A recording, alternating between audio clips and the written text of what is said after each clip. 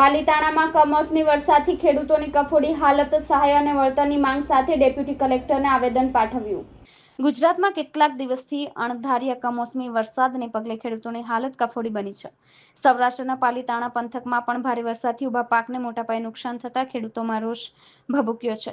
આજે પાલીતાણા તાલુકાના સરપંચ પરિષદ દ્વારા અને ખેડૂતોએ તાત્કાલિક સહાય અને વળતરની માંગણી સાથે ડેપ્યુટી કલેક્ટર કચેરી ખાતે રજૂઆત કરી હતી, જેમાં તાલુકાના સરપંચો સહિતના અનેક ગામોમાંથી ખેડૂતો એકઠા થયા હતા।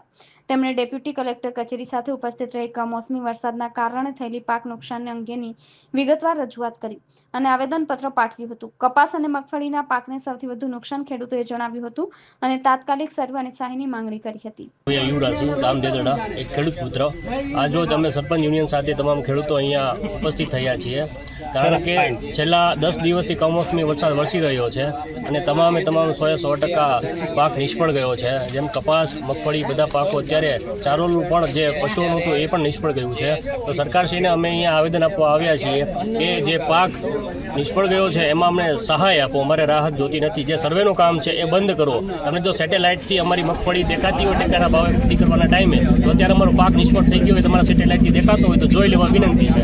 અને ખાસ અત્યારે જે ખેડૂતો દેવાદાર બની ગયા છે, તો આવનાર સમયમાં અત્યારે અમારે દેવું ચૂકવવાનો ટાઈમ પણ આવી ગયો છે। 12મો મહિનો આવે એટલે અમારે ખેડૂતોને લેણું અને તથા એનું વ્યાજ ભરવાનું આવે છે। તો સરકારને એવી અમે માગણી કરીએ છીએ કે ખેડૂતોનો જે દેવું છે એ માફ કરવામાં પણ આવે, જેથી ખેડૂત એના દીકરા દીકરીઓના લગ્ન તથા બાળકોની ફીસ ભરવાના પૈસા એકઠા કરી શકે।